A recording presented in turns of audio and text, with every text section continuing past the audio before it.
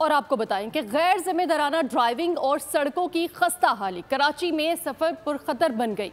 मुख्तलिफ हादसात में 5 अफराद मौत की नींद सो गए। मरने वालों में मेहनतकश और मोटरसाइकिल सवार शामिल हैं।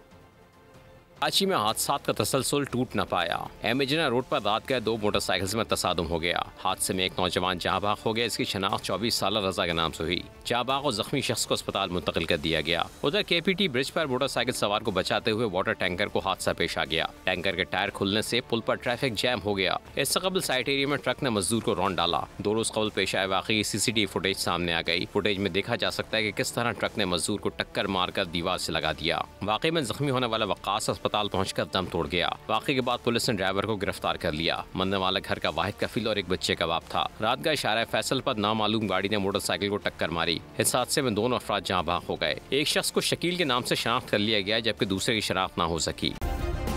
सब्सक्राइब करें और बेल दबाएं ताकि कोई खबर रह न जाए।